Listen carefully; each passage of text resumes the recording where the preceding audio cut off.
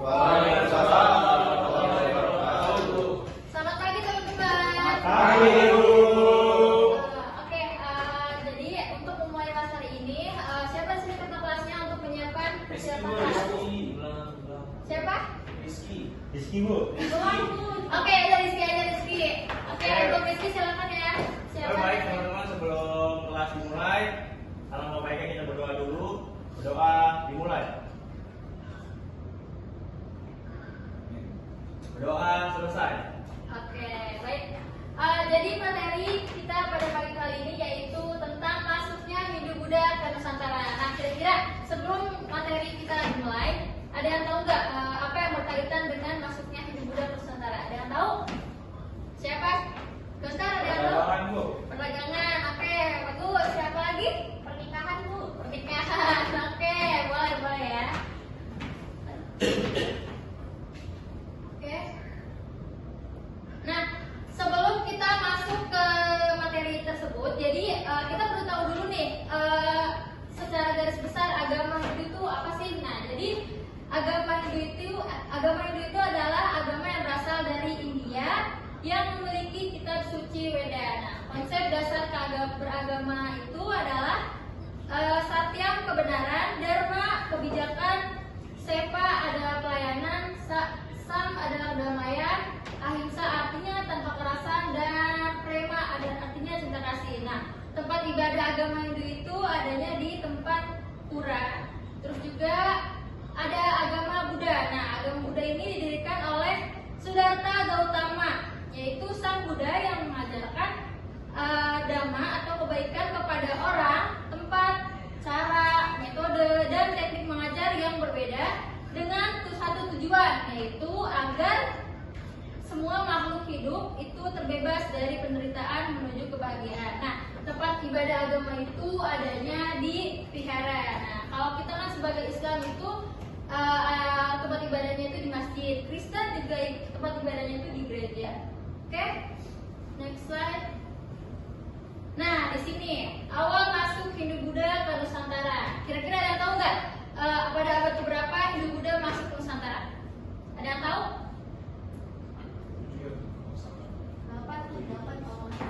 Siapa? Ayo, Fikri. Abad kelima. Abad kelima. Oke, boleh.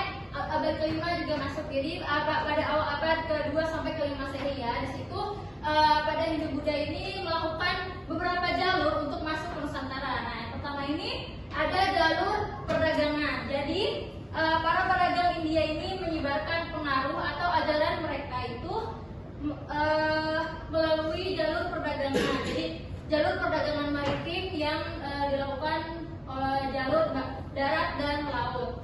Terus juga untuk mempercepat proses penyebaran agama Hindu mereka, itu mereka melakukan jalur pernikahan untuk mempercepat. Jadi para penduduk India ini melakukan pernikahan dengan penduduk pribumi. Terus juga jalur asimilasi, yaitu pengaruh Hindu Buddha yang diterima dan dipadukan dengan budaya lokal.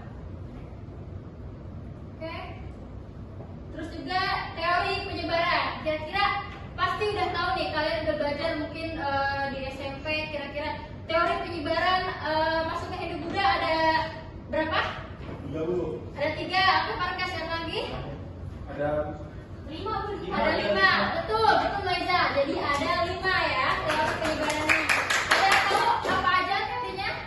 Brahmana, terus Sudra, Waisya, Ksatria, Ksatria, sama yang terakhir itu apa? Bukan. Bukan. Timbal balik.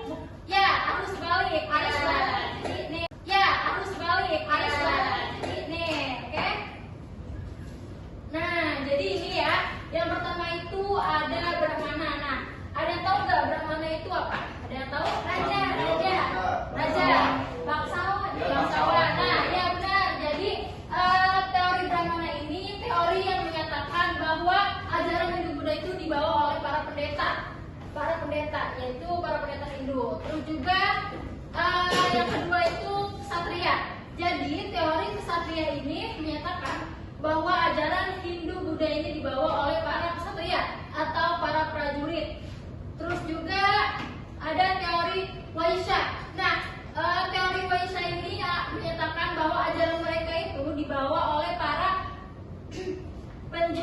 ya. Jadi oleh para penjual India. Terus juga ada teori Sudra. Nah, teori Sudra ini adalah teori yang menyatakan bahwa ajaran Hindu-Buddha itu dibawa oleh para pekerja lepas atau buruh, atau yang bahasa gadgetnya sekarang itu freelance gitu. Terus juga ada arus balik. Jadi teori arus balik ini menyatakan bahwa ajaran Hindu-Buddha ini menyertakan atau melibatkan negara Indonesia itu sendiri untuk membantu ajaran Hindu-Buddha. Oke. Nah, selanjutnya ada pengaruh Hindu-Buddha terhadap kebudayaan Nusantara. Nah, yang pertama itu ada sistem kasta. Sistem kasta itu jadi sistem struktur sosial masyarakat yang terpengaruh oleh sistem kasta Hindu. Nah, yang tadi yang udah kita bahas itu sistem kastanya itu ada 4. Yang pertama sistem Brahmana.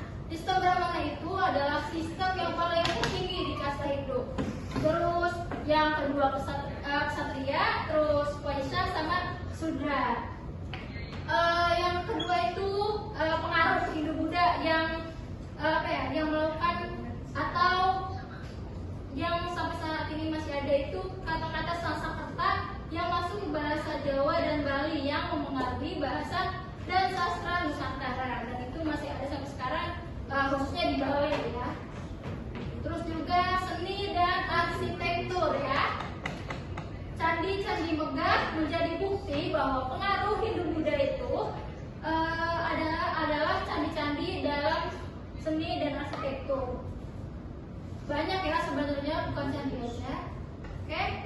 Di next, di sini ada kerajaan Hindu-Buddha. Nah, setelah berbagai proses masuk, terus juga ada kerajaan-kerajaan yang muncul nih semasa Hindu-Buddha masuk ke Nusantara. Nah, yang pertama ini ada kerajaan Kutai. Ada yang tahu nggak kira-kira tentang kerajaan Kutai itu apa?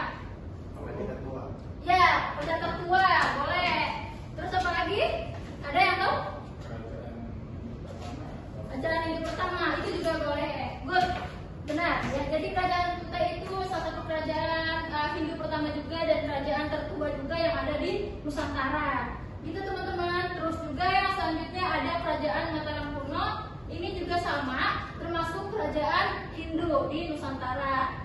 Terus juga ada kerajaan Tarumanegara nih. Ini Tarumanegara ya teman-teman. Jadi kerajaan Tarumanegara itu salah satu kerajaan Buddha di Indonesia atau di Nusantara. Terus juga kerajaan Sriwijaya. Nah, ini adalah kerajaan terbesar juga, kerajaan Buddha yang ada di Nusantara. Oke, boleh di next. Nah, tentunya karena masuknya Hindu-Buddha itu sangat lama dan mereka meninggalkan beberapa peninggalan Hindu-Buddha di Nusantara. Nah, yang berbentuk candi itu ada satu, yaitu Candi Borobudur. Ini kalian udah pada tahu kan Candi Borobudur? Ini termasuk candi terbesar juga. Bana ini juga sama, termasuk candi paling besar di Indonesia. Terus ada kitab Sutasoma. Nah, ini juga sama. Ini kitab Sutasoma yang ditulis oleh Empu Tantular di kerajaan Majapahit. Terus juga ada prasasti Kutai. Ini menunjukkan bahwa adanya kerajaan Kutai di Nusantara. Sebenarnya banyak, bukan cuma ini, cuman ibu cantuminya cuma segini. Jadi nanti kalian bisa cari lagi apa aja peninggalan Hindu-Buddha di Nusantara. Oke, terus, nah dampak negatif dan positif. Nah, secara garis besar Hindu-Buddha masuk ke Nusantara itu pasti ada dampak positif dan negatifnya. Yang pertama itu dampak positifnya berkembangnya sistem pemerintahan bercorak kerajaan. Jadi pada masa saat itu mereka karena terpengaruh oleh budaya Hindu-Buddha, jadi adanya di masyarakat itu beberapa sistemnya kerajaan. Terus juga pengenalan seni bangunan, candi, patung, dan aksara. Jadi dampak positifnya juga adanya di Indonesia itu kayak seni bangunan atau candi-candi gitu. Jadi itu yang membuat negara Indonesia itu terkenal oleh beberapa negara luar yang memiliki peninggalan Hindu Buddha. Terus juga munculnya nilai-nilai toleransi beragama dan budaya. Nah, ini benar banget karena nilai-nilai toleransi pada zaman saat itu Indonesia dikatakan mereka sangat memiliki nilai-nilai toleransi yang tinggi sehingga Hindu Buddha itu bisa masuk dengan mudah ke Nusantara. Terus juga perkembangan seni sastra seperti perkawinan dan kitab-kitab kuno. Terus juga terciptanya integrasi budaya lokal dengan budaya India. Terus ada dampak negatifnya nih. Nah, dampak negatifnya itu tumbuhnya stratifikasi sosial berdasarkan data kasta. Nah, ini yang menjadi dampak negatifnya itu ini teman-teman, karena kita sebagai atau manusia biasa kita tidak bisa berkomunikasi lebih banyak dengan kasta yang tertinggi seperti pendeta, bangsawan atau presiden atau yang lain sebagainya. Terus juga terpinggirkannya budaya lokal dalam beberapa aspek. Nah, benar banget.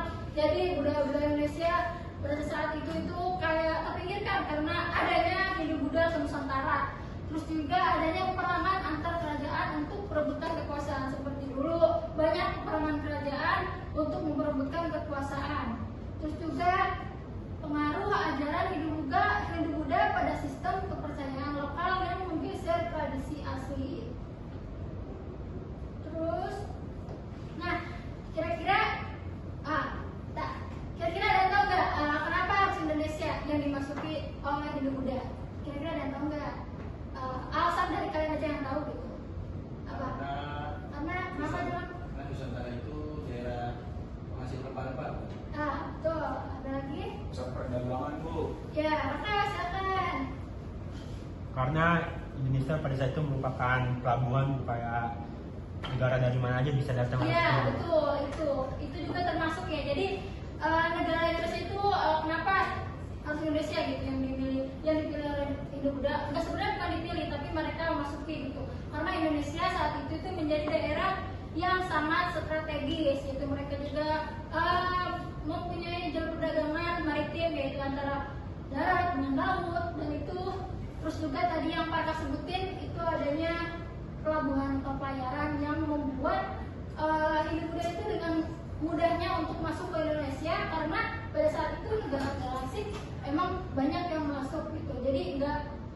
Jadi kalau bahasa kita itu kayak nggak susah gitu. Terus juga Indonesia memiliki sifat terbuka dalam budaya asing. Jadi maka dari itu Hindu Buddha itu dengan gampangnya masuk dan mengajarkan ajaran mereka.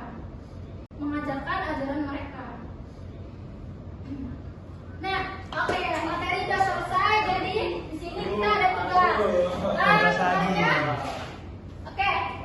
Tugasnya agak banyak. Sebenarnya tugasnya ini buat PR ya, buat kalian di rumah.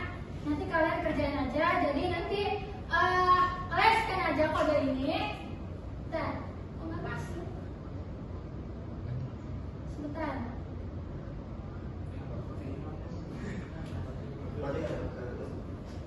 Ya, nggak ada tugas. Ini entar gimana sih? Kalau nggak kirim di grup kelas aja Bu, barcode-nya. Iya nanti. Oh iya, ini kayaknya hilang deh, sorry ya, anak-anak. Itu ada di mana itu? Kita ada Bu, mana? Itu di bawah. Iya, di bawah ada tuh. Like Bu berarti Bu. Nge-like ini dia, kayaknya nge-like deh. Ya udah nggak apa-apa, nanti ibu kirimin ya di grup. Iya Bu.